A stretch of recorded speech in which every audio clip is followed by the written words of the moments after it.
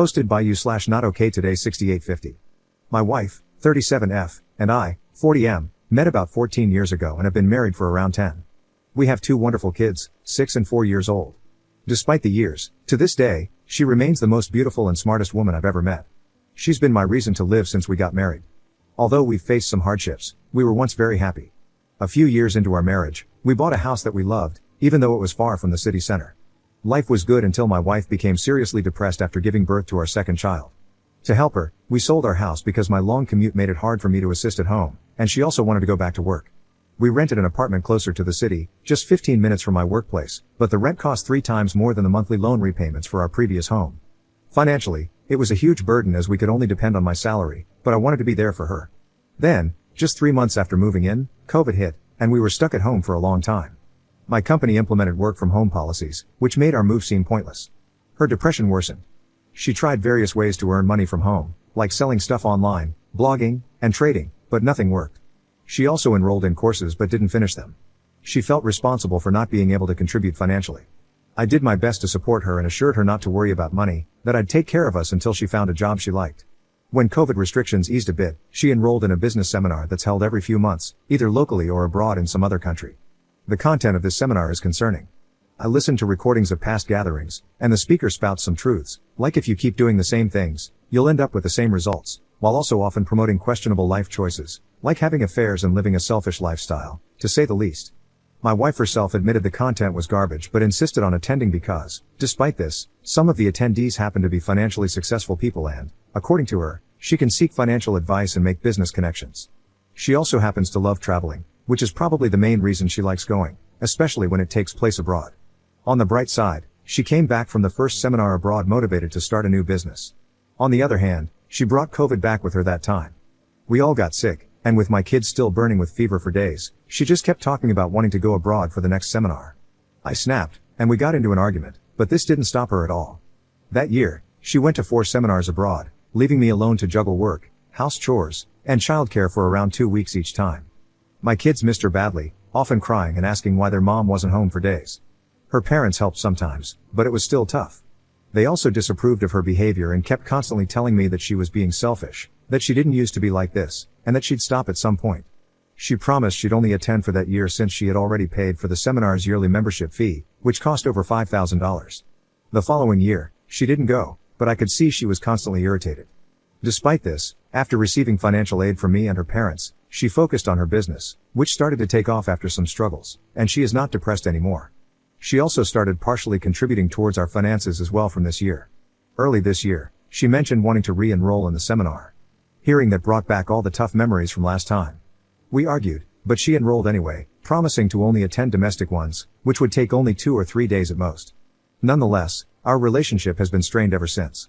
Moreover, she broke that promise and is currently abroad at one of these seminars again, although she arranged some childcare this time. Needless to say, this has still been tough for me and the kids. Recently, she said she feels controlled by me and the kids and sometimes wishes to just leave and live alone.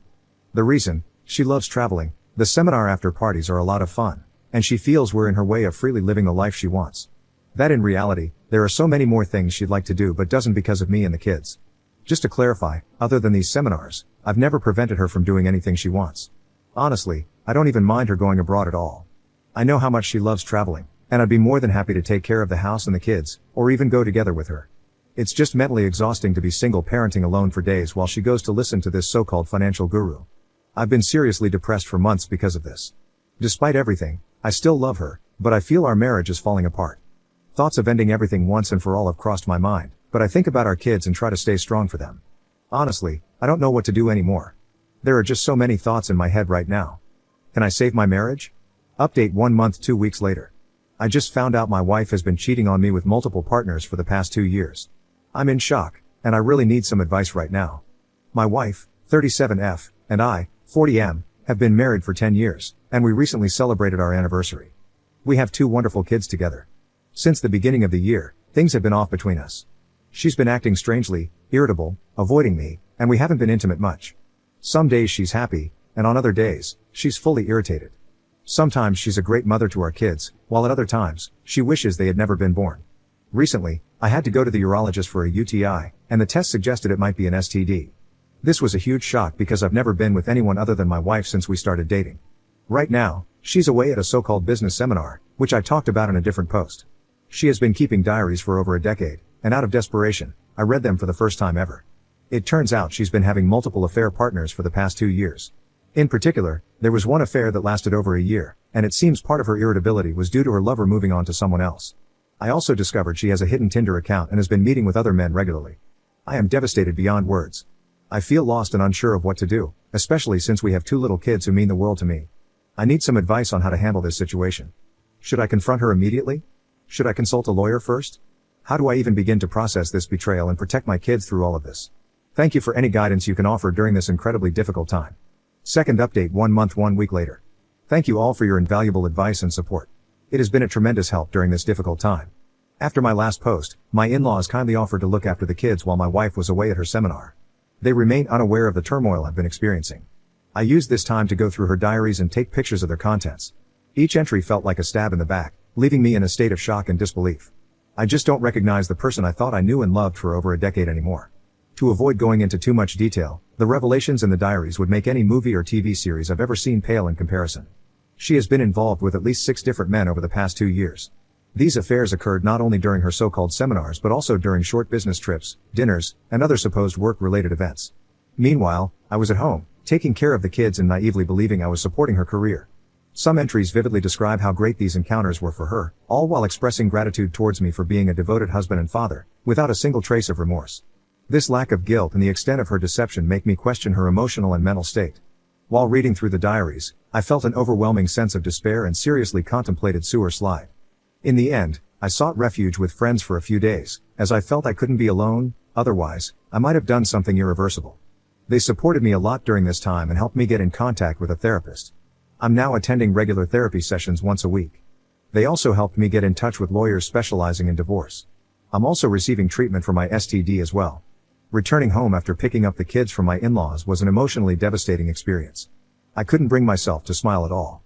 At some point, while contemplating all the possible ways I could end my life, my daughter just looked at me and saw my face. Without saying a word, she came over and wrapped her arms around me. At that moment, I broke down, held her tightly, and burst into tears in front of her. She's my sweet angel, and the shame of having considered leaving my kids to suffer under their mother's disdain was almost too much to bear. For the first few weeks after finding out, I could barely sleep and had to rely on sleeping pills just to get through the nights. My motivation was at an all-time low, affecting both my home life and my work. I forced myself to continue exercising and found that it was the only thing that actually made me feel better during this time. To whoever said in the previous post that I shouldn't give up on exercising, thank you, you may have just saved my life. The stress intensified after my wife returned from her trip. Initially, it took all my energy to hide my disgust toward her and the knowledge I had gained about her actions. I've somewhat gotten used to this now, but it remains emotionally draining. She did notice that something was off, but still seems to believe that I am entirely unaware of what has transpired. Her lack of shame is staggering. Just recently, she asked me to buy her the expensive gift I promised for our 10-year anniversary, which I made an excuse not to buy yet, despite her going on another business trip the day after our anniversary, an event described in excruciating detail in her diaries. To make matters worse, she was even arranging to meet her latest partner on the day of my birthday. Nowadays, I've started to feel a lot better, thanks to exercise and therapy. I had never been to a therapist before in my life, and honestly, I regret not going sooner. Despite my wife betraying me in the worst possible way, part of me still thought that maybe all of this was my fault. Maybe if I had done this, or if I had put more effort into that. I blamed myself for a lot of things. My therapist helped me see that, while I could have done some things differently, in the end, I cannot be held responsible for the actions she chose to take, and no one deserves to be betrayed the way I was. If I'm at fault for anything, it's for blaming myself for everything, always putting her needs ahead of my own, and trusting her unconditionally without question. While it was extremely hard for me to balance work and look after the kids alone every time she went on these trips, I always let her go after convincing myself that I was doing it for her, to support her business, to let her relieve stress from being at home. I believed this is what a supportive husband would do, and thought that if I had a better job or made her happier, she wouldn't feel the need to escape from home. I'd be lying if I said I'm not depressed anymore, but I'm certainly doing much better these days. Nowadays, I feel more rage than sadness, and it's that rage that's keeping me going. My therapist advised me to channel this rage into the things I do, which has worked surprisingly well. I talked with 2 law firms about my situation and was advised to collect more evidence, which I've been devoting myself to over the past few weeks. I've finished digitizing all of her diaries from the past 2 years, which were quite extensive. I gained access to her computer and found numerous photos, chat conversations, and documents to help my case. She's been posting all of her adventures in a very distorted private Facebook group, and I've taken plenty of screenshots. I've compiled a list of all her affair partners from the diaries and have been identifying them one by one on social media. I've gathered everything I could on her current affair partners, even managing to figure out where they live and or work. Now, I'm debating whether I should confront them or not. The things I've read in these diaries are so bizarre that I thought maybe she was just writing material for some sort of twisted novel, until I found all the other evidence on her computer. Maybe I'm broken myself, but a part of me is actually enjoying the process of gathering all these pieces of evidence, cross-referencing them with her diaries, and finding everything I can about her and her lovers. Part of me wants to see her burn on social media by posting everything I've discovered, especially since her business relies heavily on it.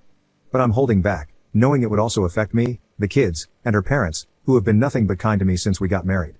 I'm also unsure whether to bring this to their attention, as it would probably devastate them. I'm planning on confronting her after consulting further with the lawyers to ensure I can gain custody of my kids. The country I live in tends to unfairly grant custody to the mother, even if she's unfit. I'll also be discussing the terms of the divorce and child support. In any case, thank you all for the advice. A few weeks ago, I was in complete despair and had no idea what to do or how to approach the situation. Now, little by little, I feel like I'm digging myself out of this hole I've been thrown into. Sorry if I don't respond to all your comments. Right now, my full attention is devoted to protecting my kids.